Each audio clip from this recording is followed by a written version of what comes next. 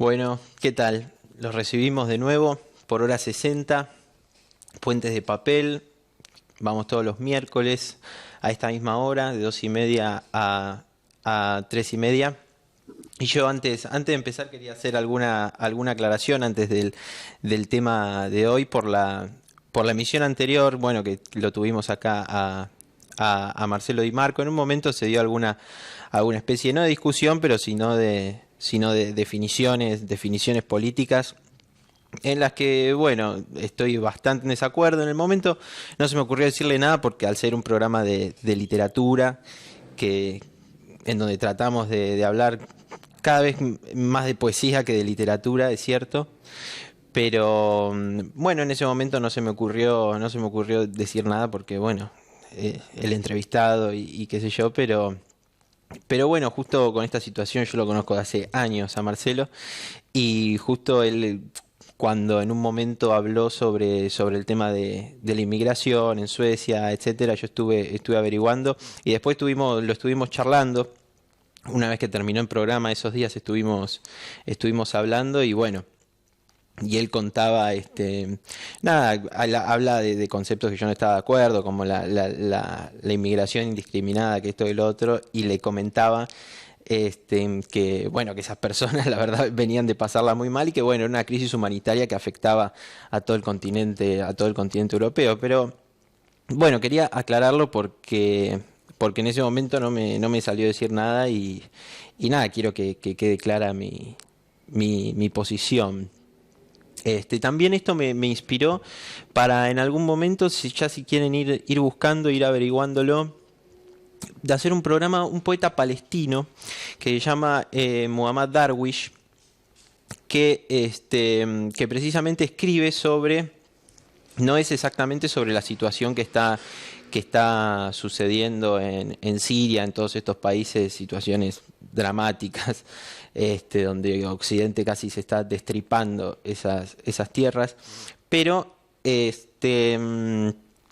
bueno, también al tener cierto paralelismo con lo que sucede en la región, al estar tan cerquita y ser parte de ese drama israelí-palestino. En algún momento le dedicaremos un programa en donde él es un poeta, en donde describe mucho, donde se preocupa mucho por esta situación que está sucediendo. Así que bueno, dicho esto, ya vamos con el primer video que les va a dar un indicio, por no decir una explicitación, de quién vamos a estar hablando hoy. Lleva varios días en España recibiendo homenajes y trayendo a la memoria el recuerdo de la dictadura argentina, pero hoy ha recibido el más grande de los premios para un escritor, el Cervantes de Literatura. El poeta Juan Gelman es el cuarto argentino que recibe el premio Cervantes de manos del rey Juan Carlos de España, desde que su tragedia personal y la de miles de compatriotas impregnó un discurso de tono reivindicativo en el que ha clamado por la verdad y la justicia para curar las heridas no cerradas de la dictadura. Sin olvidar las injusticias de un mundo en el que parecía, dijo, no caber la poesía. En un mundo en el que cada 3 segundos y medio un niño menor de 5 años muere de enfermedades curables, de hambre, de pobreza. ¿Cuántos habrán fallecido, pienso, desde que comencé a decir estas palabras? Pero ahí está la poesía de pie contra la muerte. Lector devoto de Cervantes, la voz de este poeta atormentado, nacido en Buenos Aires en 1930, expresa, según dijo el rey, lo que tantas veces falta. Para don Juan Gelman, con una vida dramáticamente marcada por las muy crueles consecuencias personales y familiares de la dictadura, la palabra ha representado el reencuentro en el exilio con su patria y con sus raíces más profundas. Juan Gelman tiene motivos para no olvidar. En agosto de 1976, cuando ya sufría el exilio, su hijo Marcelo y su nuera Claudia, embarazada de 7 meses, fueron secuestrados y asesinados por militares argentinos. Luego de 23 años de búsqueda, Gelman y su esposa Berta localizaron a su nieta en Uruguay. Hoy Macarena asistía emocionada a la ceremonia en la Universidad de Alcalá de Henares. Bueno, como se habrán dado cuenta, vamos a hablar de el gran maestro, si se puede decir, el poeta argentino. He entrado muchas veces, hace poco tuve precisamente un debate porque yo sostenía que fue claramente el mejor poeta argentino, no solamente por la calidad de sus versos, que es muy alta, sino también por todas las distintas épocas que ha atravesado su poesía. Ha empezado desde lo más coloquial, desde ese realismo social que ya estaremos hablando, con las preocupaciones que tienen que ver con las clases populares, con un grupo que se va a llamar el Panduro, del que él va a formar parte. El primer libro de él lo va a prologar Raúl González Tuñón, también poeta del grupo de Florida, pero también con estas preocupaciones sociales, así que de alguna manera va a receptar ese legado. Después va a tener un primer acercamiento al surrealismo con lo que son los poemas de Sidney West. Y uno dice surrealismo por decir algo, porque es completamente distinto a los conceptos surrealistas que se venían barajando hasta ese entonces. Después va a tener un acercamiento mucho más fuerte al surrealismo, que va a ser Anunciaciones, ya en la década de los 80, mediados de la década de los 80. También va a tener una cantidad de épocas, va a trabajar el poema en prosa, va a trabajar en su momento, empieza trabajando con una puntuación con una puntuación clásica, con una puntuación convencional. Después ya va a pasar a escribir en minúsculas con barra. Digo esto porque para ir viendo cómo van cambiando los patrones rítmicos de Hellman sin en ningún momento cambiar su voz. Para mí representa un desafío gigante tener que hablar en una hora sobre Juan Hellman, pero como digo siempre, espero que sirva para despertar la curiosidad. Es un poeta muy conocido, hasta quienes no leen poesía lo conocen, saben quién es. También por los asuntos de su historia de vida, por el exilio, por su militancia, por su nieta desaparecida y después encontrada, por su hijo asesinado durante la dictadura de los 70. Bueno, es un desafío grande, es un personaje. Tuve la suerte de ir a su última lectura en la Biblioteca Nacional. Si no me equivoco, fue a principios de agosto del 2013. Él después muere en enero de 2014. Recuerdo la sala rebasaba de gente. Creo que era una de las salas más grandes de la Biblioteca Nacional y había gente en los pasillos. Quiero decir, ya su imagen representa no solamente una época, una cosmovisión sobre lo que es la marginalidad, sobre lo que es la pobreza, sino que le ha dado a la poesía argentina y a la poesía hispanohablante versos que lo hacen un referente absoluto de cualquiera que desde Hellman hacia adelante se decida a escribir poesía en este idioma. También, bueno, no en vano va a ser galardonado con el Premio Nacional, primero acá en el 99, después con el Reina Sofía en España, después con el Cervantes, que era lo que estábamos viendo, de la lengua española. Bueno, es un personaje interesantísimo, inabarcable, completamente inabarcable, pero que es por ese motivo que este segundo bloque quisiera, el bloque que viene ahora, después de esta breve presentación, quisiera empeñarlo en que vieran una entrevista que le hacen a él, si no me equivoco, es de un trabajo de la Universidad Nacional de San Martín, donde él también tuvo tuvo bastantes vinculaciones con lo que es dirigir, tengo entendido que dirigió cursos de poesía, bueno, tuvo bastante relación, le hicieron una entrevista, no conseguí el nombre de la entrevistadora, de igual manera la entrevista completa está en YouTube. Esta es una primera parte donde Juan Gelman habla de la poesía, de su quehacer. Es algo de lo que él se va a ocupar también un poco, de la poesía, por la poesía. Va a tener un poema que se llama Arte Poética en sus primeros libros, donde cuenta. Después con ese uso tan particular de Gelman de los neologismos, retomando un poco lo de Vallejo, esos neologismos de los que se vale Vallejo para expresarse, también va a haber muchísimo en Juan Gelman. Tanto es el punto que va a decir en algún momento: a mí me toca gelmanear, como ese estilo tan consagrado, tan arraigado, y que siempre tuvo claro qué era lo que quería, o mejor dicho, por dónde iba el camino de su decir al sentarse a escribir. Bueno, también periodista, como digo, siempre se pueden encontrar muchas referencias, muchas notas de él a lo largo de la web, de los libros, ensayos, crónicas, entrevistas. Bueno, como digo, es un personaje inabarcable que voy a intentar hacer un pantallazo por su carrera. Y ahora los dejo con un tango, Desencuentro se llama, del polaco Goyeneche, y después seguimos directamente con esta entrevista que le hacen a Juan. También elegí el tango porque él va marcando... marca mucho no solamente su ritmo, sino sus temas. El tango lo tiene muy arraigado. Pensemos que él nace en 1930, por lo tanto lo que es ya la fiebre del tango de los años 40 la vive muy a flor de piel, sobre todo en el barrio del Once.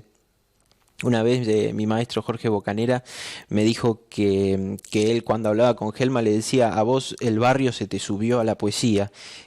Y estoy completamente de acuerdo con eso, porque hay fraseos, se respira como ese humo de los billares, también se respira dentro de la poesía de Gelman. Bueno, se podría seguir hablando así, haciendo una presentación horas y horas y horas, pero prefiero... También tenemos bastante material y tenemos bastantes videos para ir escuchándolo a él, para ir conociéndolo un poco más, y que nos pueda ir ilustrando sobre qué es lo que vamos a intentar tratar en este rato.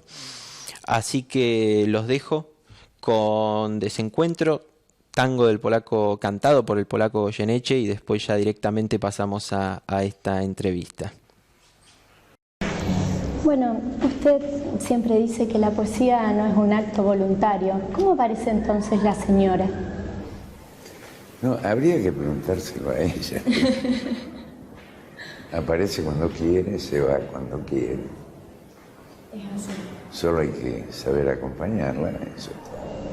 Y también ha escrito que el viaje hacia el poema es más importante que el poema en sí mismo. ¿Qué es lo que significa? Es que el viaje hacia el poema es el momento de su escritura, es el momento de su creación, que para mí es el momento más feliz, porque el poema, una vez escrito, ya está muerto. Cuando se escribe es otra cosa. Siempre se cataloga o se pone como una categoría de su poesía como una poesía política. ¿Qué opinión tiene de eso y también cómo la definiría usted? Mire, yo creo que el único tema de la poesía es la poesía. Porque la poesía es palabra calcinada. Ahora, como es el único tema, puede hablar de todo. Del amor, la política, la mujer, el verano, etcétera, etcétera. El problema es que sea poesía.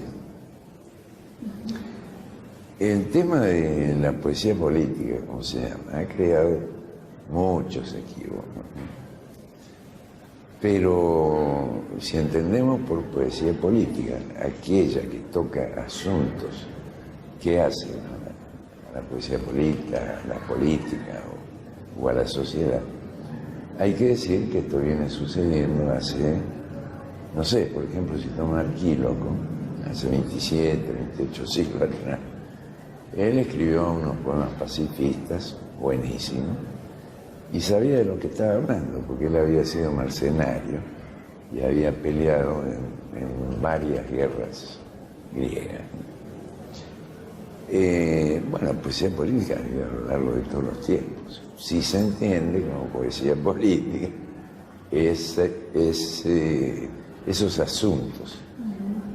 Porque el tema sigue siendo la poesía, no los asuntos que trata. Mire, desde Safo a la fecha, también hace 27, 28 siglos, se deben haber escrito billones y billones de poemas de amor. Pero quién sabe cuántos le llegan al tacón de la sandalia a esta señora griega que murió hace tanto tiempo.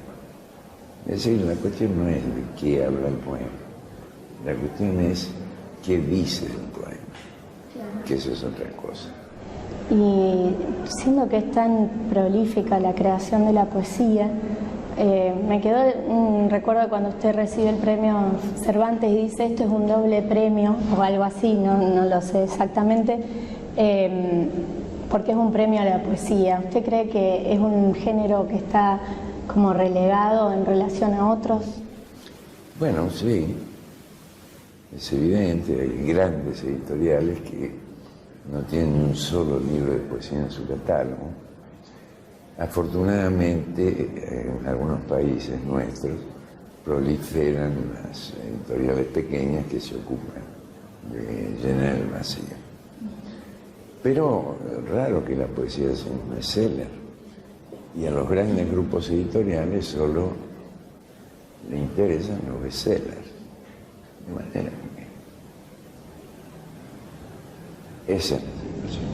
Sí, bueno, pero sigue tomando su espacio, creando sus espacios igualmente. Y hace 50 siglos que existe, quiere decir que, claro, que sí sigue porque es necesaria. Como un grito finito, como un pedazo escaso, como un vuelo de piedra de luz encadenada, desato mis caballos y anudo mi paciencia. Las voces de la noche levantan sus dos voces, las ramas de la noche levantan sus dos voces, y miro el cielo abierto girar en su estupor. En su furor sereno devienen más desastres, y se desencadenan las bestias del amor, y cantan y no cosen maquiavélicos astres que unieron sin hilván tu corazón y el mío, y ligaron sus suertes con bárbaras dulzuras, sin decir que hace miedo, hace hambre, hace frío. Y eso corrompe y mata las dulces ligaduras. Esos bárbaros astres atan las destrucciones y rezan a escondidas a los pies de Satán, y revientan de un golpe los dulces corazones, y se beben la sangre, se ríen y se van. Esos demonios negros como tu amor y el mío, con sus pústulas tiernas y su pura indecencia, cantan como demonios, hace hambre, hace frío, y suceden por culpa de toda la inocencia. Desato mis caballos, levantan sus dozones, y miro el cielo abierto, tu corazón y el mío, sin decir que hace miedo, atan sus destrucciones y revientan de un golpe. Hace hambre, hace frío. Ahora que usted sacó este último libro, El enterrado Corazón Amora, leí en una entrevista que usted decía que era como una bisagra en su obra, y también nombraba otros libros como Cholera Way y Incompletamente. Sí. ¿Por qué son bisagras? ¿Qué sucede en esa búsqueda que hay un pequeño paso? No, lo que pensé, lo que ocurre es como si de determinados libros, en mi caso, hubieran abierto espacios inesperados para mí, ¿no? En ese sentido digo bisagra, como creo que lo dijo quien me hizo la pregunta.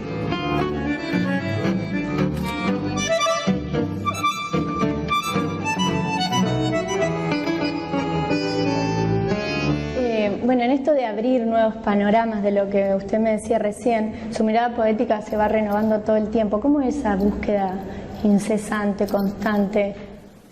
Mire, no sé, yo lo que sé es que, en primer lugar, no escribo todos los días. En segundo lugar, solo escribo cuando tengo una verdadera necesidad de hacerlo. Y por último, alguien dijo, una gran poeta rusa, Ana Akhmatova, que el estalinismo aniquiló, dijo algo que es muy importante. Dice, el poeta no vive para escribir, escribe para vivir. Ahora, hay poetas de los dos tipos, hay poetas que viven para escribir y que llegan a hacerlo muy bien. Como decía Borges, un hombre culto, bien leído, puede escribir 10, 12, 15 buenos poemas en su vida. Pero escribir para vivir es otra cosa.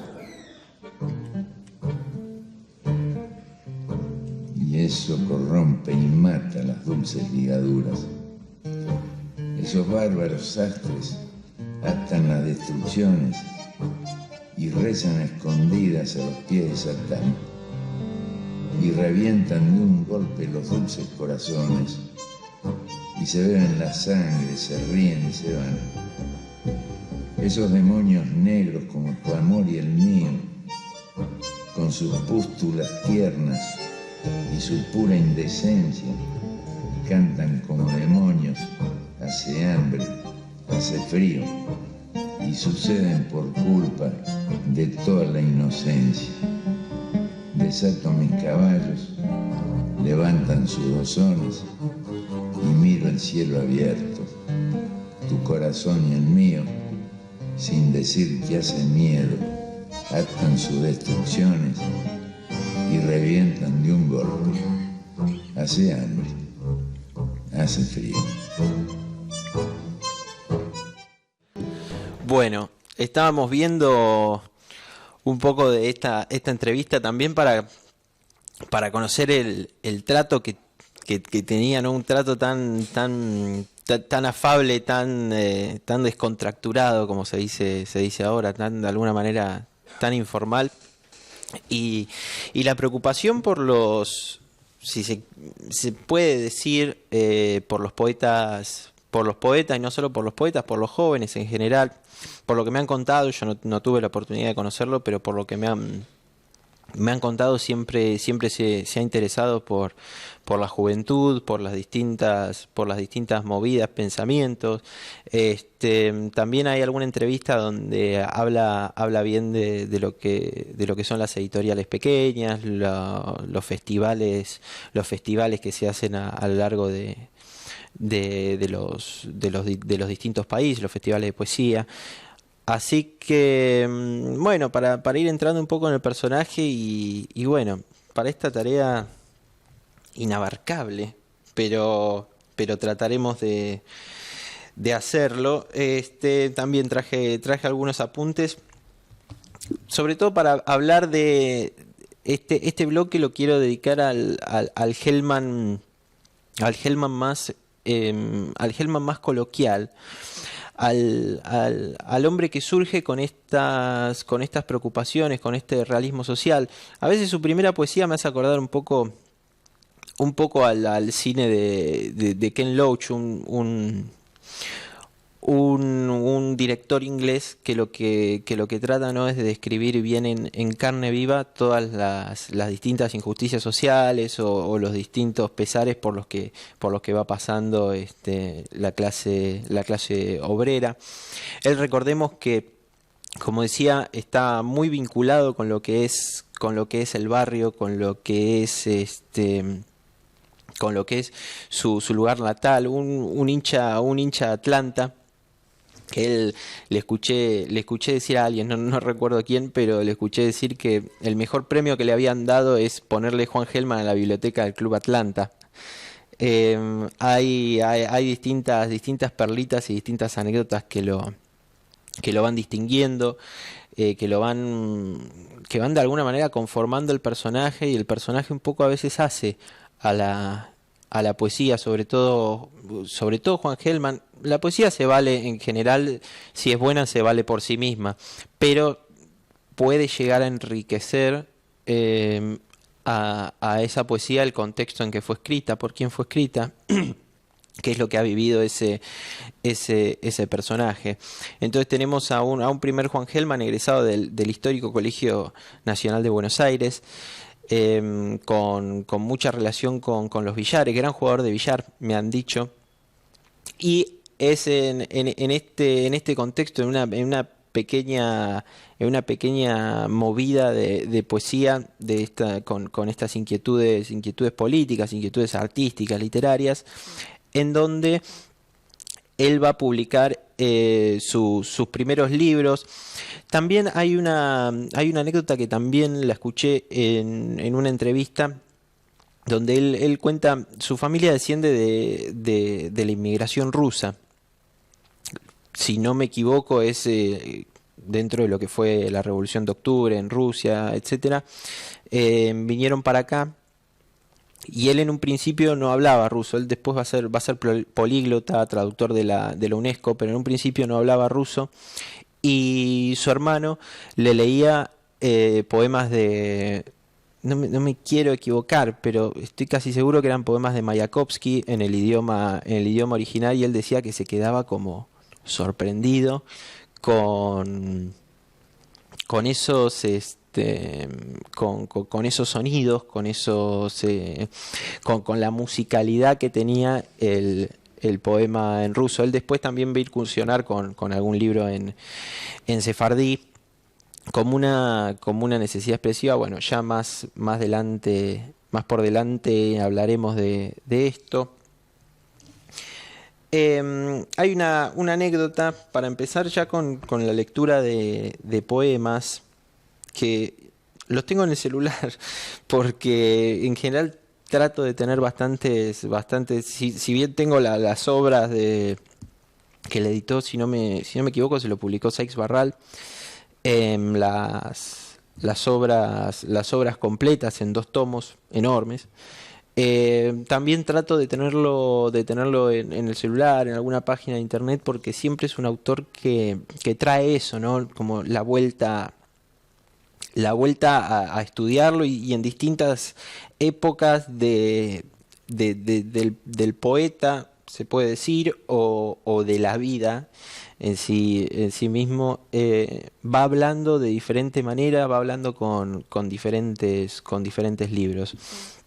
Sin embargo, esta parte de Gelman, cuando hablo de la coloquialidad, del realismo social, quería empezar con un poema ya para pasar después a lo que es sus primeros libros. Son Violín y otras cuestiones, El velorio del solo. Bueno, no voy a hacer una lista, sino que es más bien para ir buscando poemas de Gelman.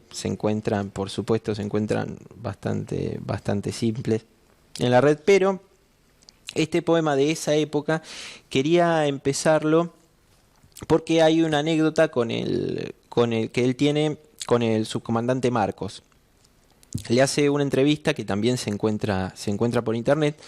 Él le hace una entrevista cuando surge todo este movimiento zapatista, del subcomandante Marcos, con el tema del indigenismo, con las reivindicaciones de los pueblos mexicanos. Él vivió en México la gran, no sé si la gran parte de su vida, pero una gran parte muy, muy considerable por lo que fue, bueno, el exilio. Él después no quiso volver más a la Argentina, porque tenía miedo dice, me voy a encontrar con los torturadores de mi hijo. Así que bueno, también esto se ve mucho me los voy a encontrar en la calle. Así que esto se ve, toda esta historia se ve plasmada en su vida, pero en esa entrevista que le hace al subcomandante Marcos a mediados de los 90, empieza a hablar de poesía en un momento, empieza a hablar de literatura, y el subcomandante Marcos le cita un poema de él, de Juan Gelman, como diciendo, yo te leí a vos y tenés un poema en donde hablas de esto. Y bueno, y quería empezar con ese poema porque también no solamente tiene la parte del lenguaje coloquial, sino también ese realismo social. Y de alguna manera esto que también trasciende en Gelman, ¿no? Gelman es un hombre que trasciende fronteras, entonces como que se reúnen estos tres aspectos y me pareció bien empezar con este poema, que se llama María la Sirvienta. Y el poema dice, se llamaba María todo el tiempo de sus 17 años. Era capaz de tener alma y sonreír con pajaritos.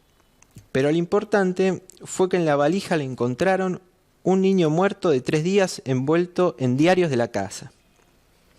¿Qué manera era esa de pecar, decían las señoras acostumbradas a la discreción, y en señal de horror levantaban las cejas, con un breve vuelo no desprovisto de encanto. Los señores meditaron rápidamente sobre los peligros de la prostitución o de la falta de prostitución. Rememoraban sus hazañas con chiruzas diversas y decían severos, desde luego, querida. En la comisaría fueron decentes con ella, solo la manosearon de sargento para arriba. Pero María se ocupaba de soñar. Los pajaritos se le despintaron bajo la lluvia de lágrimas. Había mucha gente desagradada con María por su manera de empaquetar los resultados del amor, y opinaban que la cárcel le devolvería la decencia, o por lo menos, francamente, la haría menos bruta. Aquella noche, las señoras y señores se perfumaban con ardor, pero el niño que decía la verdad, por el niño que era puro, por el que era tierno, por el bueno, en fin, por todos los niños muertos que cargaban en las valijas del alma, y empezaron a heder súbitamente, mientras la gran ciudad cerraba sus ventanas. Hay un poco de esto que contaban, y ya en estos primeros poemas, sinceramente miento si digo que sé a qué libro pertenece. Sé que está en los primeros, hasta me arriesgaría a decir que está en alguno de los primeros 2, en Violín y otras cuestiones, Velorio del Solo, pero ya vemos uno de los rasgos más característicos de Gelman, ¿no? Cuando dice era capaz de tener un arma y sonreír con pajaritos. Este uso de diminutivos lo va a usar todo el tiempo. Todo el tiempo se ve en la poesía de Gelman, que no es solo algo hecho para el tono, para cómo se va a construir en el poema, sino también para ese halo de ternura con la que Gelman, un halo de ternura y de inocencia al mismo tiempo, con la que va a tratar ciertos temas como este, que son realmente muy crudos, quiero decir, sin salirse de esa ternura, ni de esa inocencia. Su poesía va a transitar por sitios realmente muy complicados, muy difíciles de decir, desde situaciones como esta, que son de terceros o imaginadas dentro de un contexto de terceros, hasta situaciones personales, ¿no? Ya después se va a meter en los neologismos con el hijar, el hijo, ¿no es cierto? El hijo, me dejaron sin hijo, el hijo hijando, de alguna manera, ¿no? Ocupando ese lugar que ya no tiene. Bueno, podría uno quedarse hablando, pero también quiero leer alguno de sus de sus primeros poemas, para que se vea lo que digo, esta preocupación más coloquial. Este es un poema que también habla de lo que ve, ese ánimo contemplativo que siempre va a tener Hellman, que después se va a hacer mucho más lírico, pero en un principio es hacia el afuera, mirando todo lo que sucede alrededor, pero relacionándolo con un sentimiento muy interno. Bueno, voy a leer el poema porque las descripciones me quedan, si no hay un ejemplo, son difíciles de ver. Dice: viendo a la gente andar, ponerse el traje, el sombrero, la piel y la sonrisa, comer sobre los platos dulcemente, afanarse, correr, sufrir, dolerse, todo por un poquito de paz y de alegría. Viendo a la gente digo, no hay derecho a castigarle el hueso y la esperanza, a ensuciarle los cantos, a oscurecerle el día, viendo, sí, cómo la gente llora en los rincones más oscuros del alma y sin embargo sabe reír y sabe andar derecho. Viendo a la gente, bueno, viéndola, tener hijos y esperar y siempre creer que van a mejorar las cosas, viéndola pelear por sus riñones, digo, gente, qué hermoso andar contigo, a descubrir la fuente de lo nuevo, a arrancar la felicidad, a traer el futuro sobre el lomo, a hablar familiarmente con el tiempo y saber que acabaremos de una buena vez por ser dichosos. Qué hermoso, digo, gente, qué misterio, vivir tan castigado y cantar y reír, qué asunto raro. Acá también se ven un poco más de las descripciones de Juan Gelman. Y como siempre, esa preocupación social, pero que no es una preocupación social testimonial, sino que es una preocupación social vinculada con el asunto lírico, ¿no es cierto? Él también se identifica con esas personas a las que está nombrando y también le está dando voz el poeta por aquellos que viven dentro de su mundo y no tienen voz, ¿no? Hay mucho de esto de modernismo. Bueno, todos los poetas que venimos después del modernismo no podemos evitar la influencia del modernismo. Pero ahí y en estos libros se destaca especialmente. Recordemos también que este es un libro prologado por Raúl González Tuñón. También lo invito a que lo busquen porque va a tener mucho que ver con este estilo. Con estas preocupaciones de Hellman y hasta con su manera de construir. Sobre todo hay mucha influencia en los primeros libros de Hellman, de Raúl González Tuñón. Después ya se dispara y ya toma sus propios caminos, su propio Juan Hellman en estado puro. Pero lo que vamos a encontrar en estas primeras obras siempre es eso. Leo alguno más antes de ir al corte para que queden un poco los, no conceptos, sino trazos generales por donde esta primera época de Hellman, que algunos dicen que culmina en un libro que se llama Gotán, con ese poema tan conocido de esa mujer se parecía a la palabra nunca, esa mujer se me instalaba en el costado izquierdo, bueno, donde habla de la poesía. La señora llovía dulcemente, como vimos en la entrevista, él trata a la poesía como a una señora, que a veces viene, que a veces no viene. Entonces, bueno, vamos a leer esta parte. Lo que decía de Gotán. Algunos dicen que culmina en Gotán. Yo lo veo más a Gotán como un libro de transición entre lo que es su etapa más simbólica, donde empieza a trabajar de otra manera. También lo veremos eso con el uso de los heterónimos, Sidney West, cuál es su manera nueva, la manera nueva que encuentra de relacionarse con la poesía cuando ya se da cuenta que una manera de construir está agotada. Y ese es el tema de todo un libro, que es las traducciones de Sidney West, este poeta que él inventa entre muchos otros.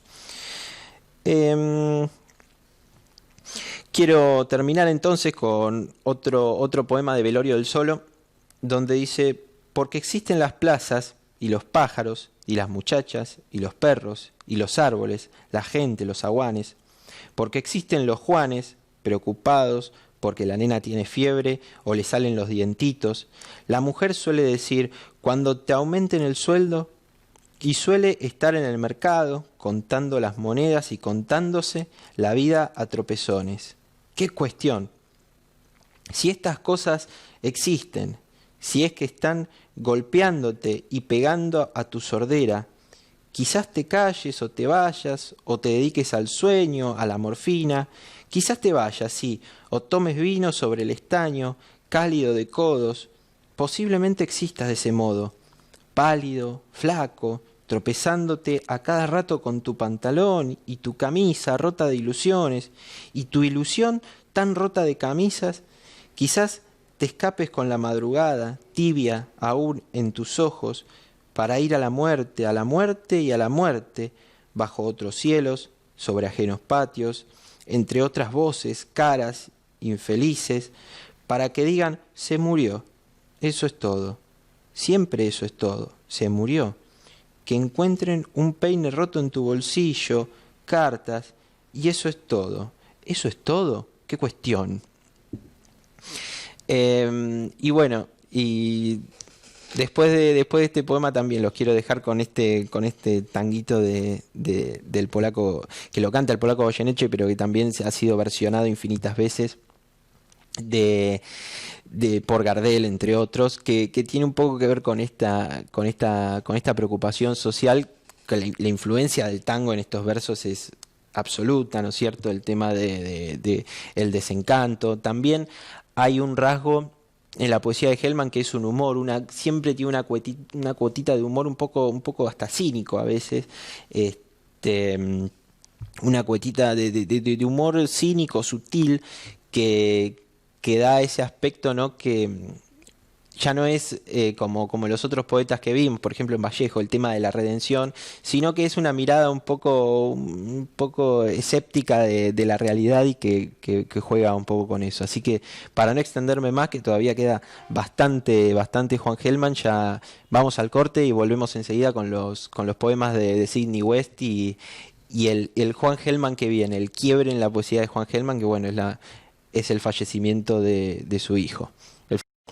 Bueno, ya volvemos de nuevo con Puentes de Papel.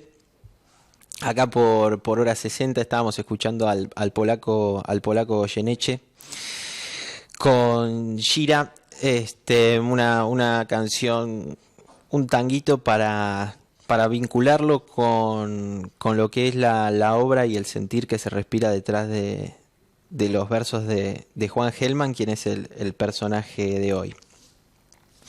Bueno, quería empezar a hablar un poco también de la historia, cómo se da el salto, la salida de Juan Hellman de la poesía coloquial o conversacional. Yo no sé si llega a lo que es conversación, al punto de llamarlo conversacional, pero sí con un vocablo más bien coloquial, con imágenes dentro de la cotidianidad.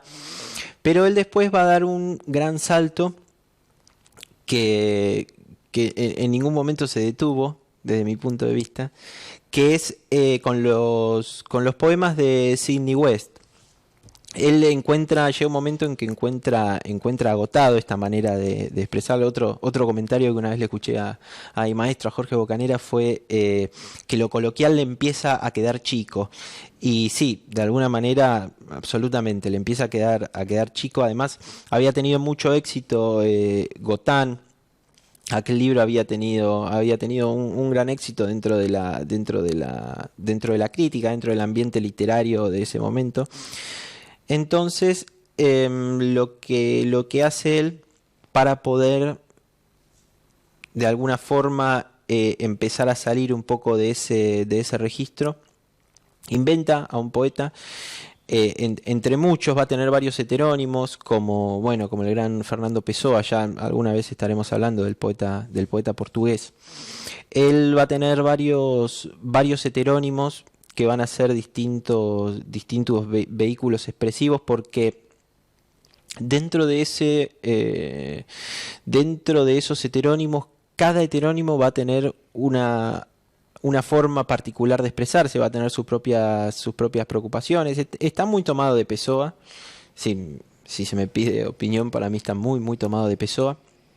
No conozco qué es lo que habrá dicho Juan Gelman. Debe estar en algún sitio, en algún libro sobre su opinión, los heterónimos de Pessoa, bueno, y demás.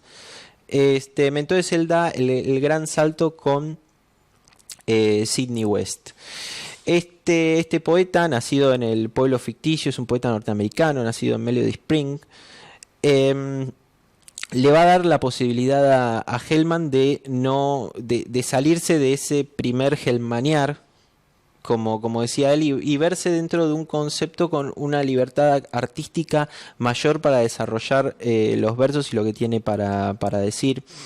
Son todos, ese libro está compuesto por todos lamentos, lamento por el sapo de Stanley Hook, lamento por, bueno, distintas, hay uno que es el lamento por la nuca de no me acuerdo quién, también nombres estadounidenses, en donde el tema principal para mí, o lo que yo veo, es la muerte de esta voz coloquial y el nacimiento de un nuevo poeta. Va a estar, sí, muy vinculado a lo que es el género. Me sale odas, pero no son odas. Estos poemas fúnebres, ¿no es cierto? A distintas cosas, a distintos objetos más pequeños.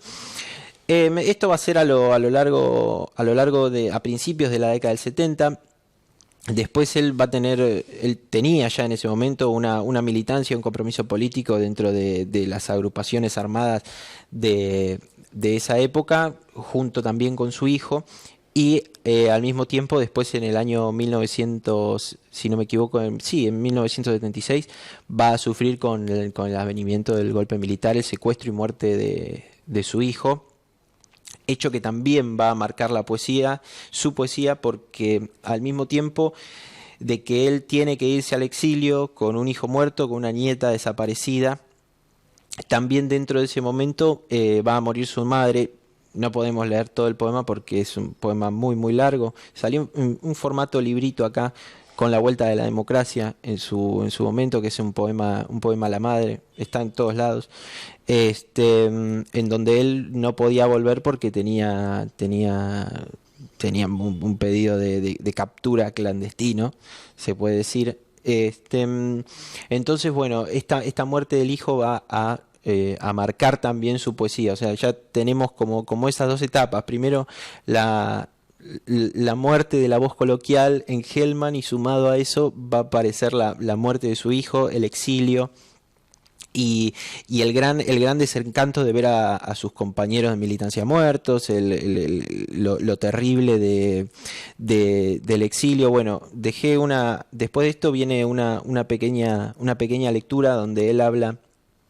No habla, sino que lee sus poemas. También una manera muy, muy curiosa de leer sus poemas, una respiración muy especial que se palpaba mucho en su manera de leer.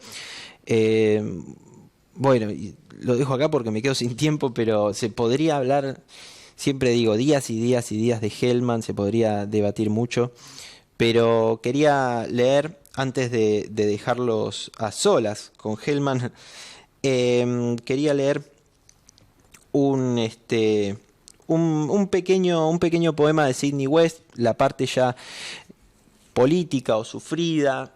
Alguna vez el poeta argentino Arturo Carrera me dijo que, hablando de un ensayo que él había escrito sobre Gelman, me dijo que Juan Gelman era el poeta del dolor. Y es verdad, cada poeta tiene como su punto, su centro existencial, si se puede, o el centro, si quiere decir, o el centro de su ser dentro de un tema en particular. El de Gelman, especialmente después de la muerte de su hijo, es el dolor y es el desencanto, es esa melancolía por lo perdido en todos los ámbitos de la vida, una vida muy dura, pero bueno, quiero pasar a estos poemas de principios de los 70, cuando todas estas cosas no habían pasado. Ya en el video él nos contará en sus poemas, en interrupciones, hay mucho de eso en los poemas, en comentarios, donde también va a hablar del exilio. Pero este primer Sidney West, la ruptura con la poesía coloquial. Y este poema se llama Lamento por Gallagher Bentham. Cuando Gallagher Bentham murió, se produjo un curioso fenómeno. A las vecinas les creció el odio como si hubiera aumentado la papa. Feroces y rapaces comenzaron a insultar su memoria, como si el deber, obligación o tarea de Gallagher Bentham fuera ser inmortal, siendo que él se preocupaba cuidadosamente de vivir imperfecto a fin de no irritar a los dioses. Jamás se cuidó de ser bueno sin ganas, pecó y gozó como los 1000 diablos, que sin duda lo habitaban de noche y lo obligaban a escribir versos sacrílegos en perjuicio de su alma. Así, creció famoso por su desparpajo y sus caricias. Ahí va Gallagher Bentham, el desgraciado, malparido, decían las vecinas a sus hijos, y lo mostraban con el dedo. Pero de noche soñaban con él. De noche una extraña nube o mano o seda se les metía en la garganta soñando con él. Ah, Gallagher Bentham, gran padre. Pueblos enteros habría fundado con sus hijos, de haberlos querido tener, de no haber sido por los versos que no piden de comer y es de lo poco que tiene a favor. De modo que murió nomás, y la gente desconcertada por la falta de ejemplo, del mal ejemplo, o con la sensación de haber perdido algo de su libertad, designó representantes que entrevistaron a Gallagher Bentham y por más preguntas que le hicieron, solo escucharon el ruido de las abejas de su cuerpo, como si estuvieran haciendo miel, o más versos en otra cosa, siempre. Es difícil saber por qué el vecindario de Poker Hill llegó a odiarlo así. Lo descuartizaron una mañana de otoño para alegría de los chicos. No hubo más nubes en garganta de mujer, ni desquites feroces en la cama con marido extrañado, o hasta sueños de las más delicadas que llenan la noche y hacían girar al viento y llover. Todos los arbolitos de Poker Hill se secaron, menos el tábano real que volaba y volaba alrededor de Gallagher Bentham, o sus últimas mieles. Bueno, este fue un pequeño poema de Sidney West, y antes de quedarnos sin tiempo, porque también quisiera hablar de otro librito que él saca en 2001, que para mí es su mejor producción. Ya los dejo con Juan Gelman, aunque se podría hablar bastante de esto, pero bueno, no me quiero quedar sin tiempo, así que vemos el video. Hay temas que no le gustan a nadie. Es difícil reconstruir lo que pasó. La verdad de la memoria lucha contra la memoria de la verdad. Han pasado años, los muertos y los odios se amontonan. El exilio es una vaca que puede dar leche envenenada. Algunos parecen alimentarse así. En la colonia exiliar argentina predomina la apatía política y de otro tipo. Se trabaja o no, se estudia o no, se aprende el idioma del país en que se está o no, se reconstruye la vida o no. Las mujeres pasan como ríos, se las quiere o no, se las conserva o no. La necesidad de autodestruirse y la necesidad de sobrevivir pelean entre sí como dos hermanos vueltos locos. Guardamos la ropita en el ropero, pero no hemos deshecho las valijas del alma. Pasa el tiempo y la manera de negar el destierro es negar el país donde se está, negar a su gente, su idioma, rechazarlos como testigos concretos de una mutilación. La tierra nuestra está lejana. ¿Qué saben estos gringos de sus voces, sus pájaros, sus duelos, sus tormentos? Digo gringos porque mi exilio se repartió esencialmente entre Italia y Francia, ¿no?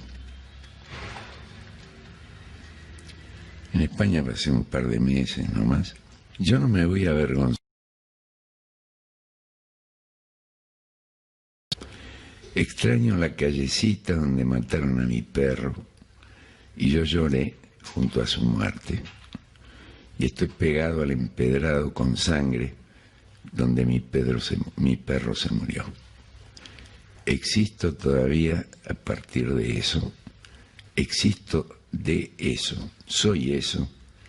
A nadie pediré permiso para tener nostalgia de eso. ¿Acaso soy otra cosa? Vinieron dictaduras militares, gobiernos civiles y nuevas dictaduras militares. Me quitaron los libros, el pan, el hijo, desesperaron a mi madre, me echaron del país, asesinaron a mis hermanitos, a mis compañeros los torturaron, deshicieron, los rompieron. Ninguno me sacó de la calle donde estoy llorando al lado de mi perro. ¿Qué dictadura militar podría hacerlo? ¿Y qué militar hijo de puta me sacará del gran amor de esos crepúsculos de mayo, donde la ave del ser se balancea ante la noche? No era perfecto mi país antes del golpe militar, pero era mi estar. Las veces que temblé contra los muros del amor, las veces que fui niño, perro, hombre, las veces que quise, me quisieron. Ningún general le va a sacar nada de eso al país, a la tierrita que regué con amor, poco o mucho, tierra que extraño y que me extraña, tierra que nada militar podrá enturbiarme o enturbiar. Es justo que la extrañe, porque siempre nos quisimos así. Ella pidiendo más de mí, yo de ella, dolidos ambos del dolor que el uno al otro hacía, y fuertes del amor que nos tenemos. Te amo, patria, y me amás. En ese amor quemamos imperfecciones, vidas.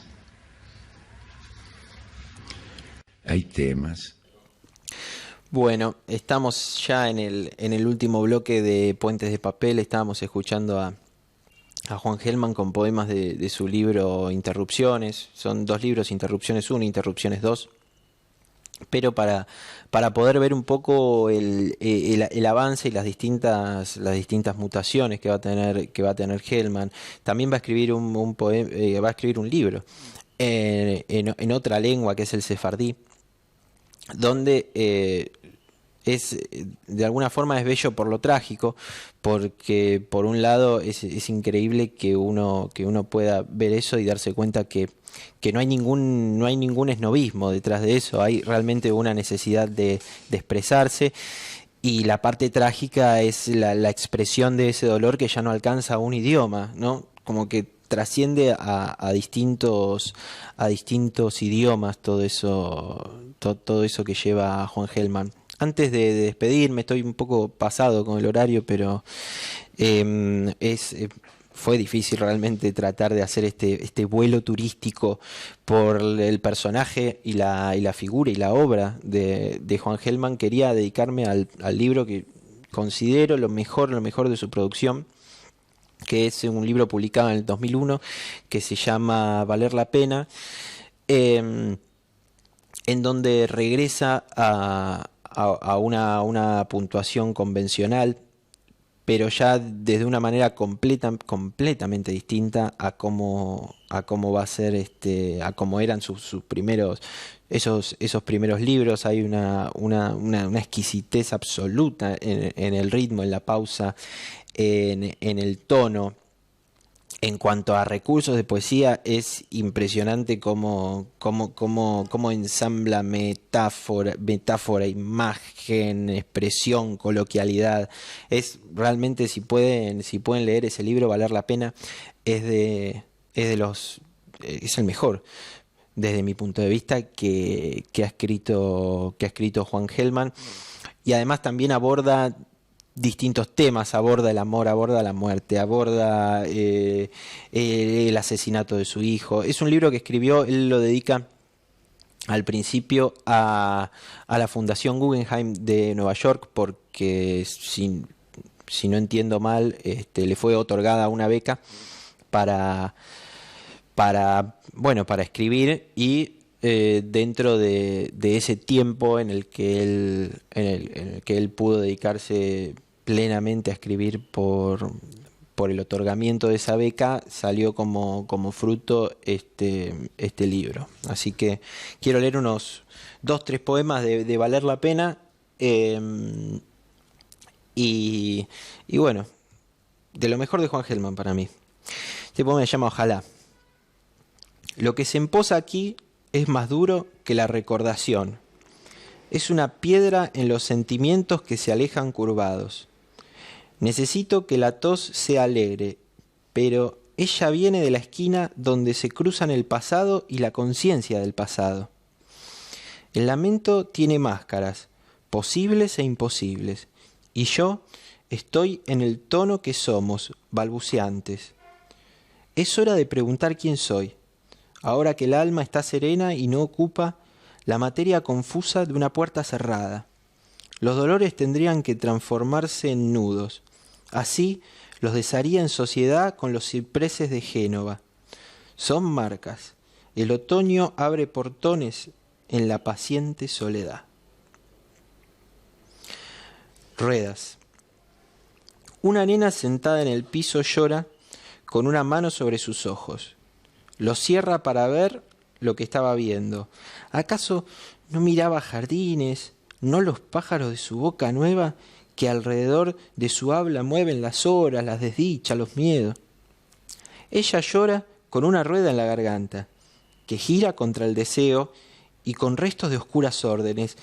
Hay que envolverte ahora con la luz que seas. Esa luz tiene horizontes que ninguno ve, como fulgor en un borde casual del viaje.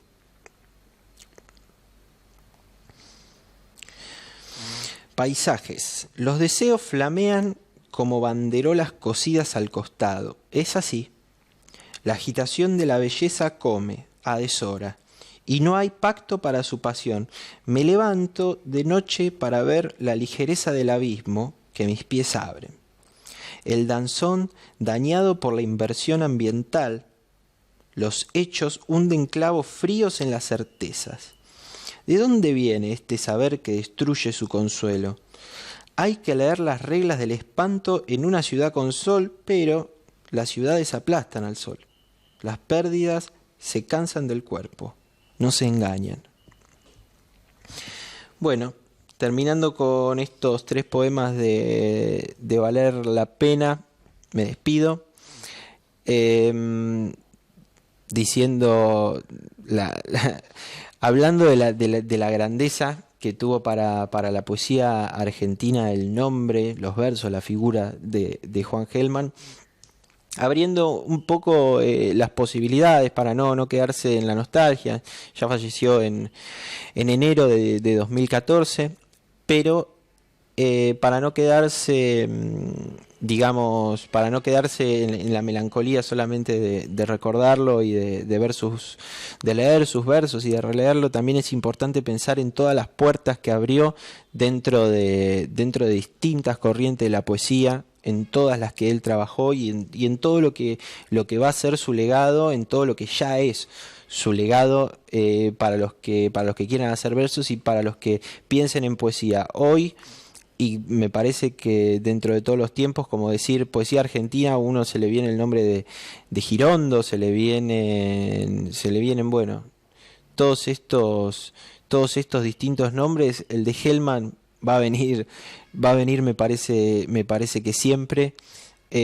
Una persona que supo enlazar de manera exquisita su historia de vida, su en gran parte terrible historia de vida, con su poesía, con su expresión, que es de alguna forma el deber o el objetivo que persigue todo poeta, y que de ahora en más cada quien que siga y que escriba poesía va a poder considerarse feliz, o que su misión está cumplida si llega a atarle los cordones a lo que es la poesía del enorme Juan Gelman, que bueno, en una hora traté de traerlos a ustedes a este mundo gelmaniano que nunca termina y que parece, gracias a Dios, no terminar nunca. Nos vemos el miércoles de la semana que viene en Puentes de Papel por hora 60, de 2:30 a 3:30. Muchas gracias por estar y bueno, hasta la semana que viene.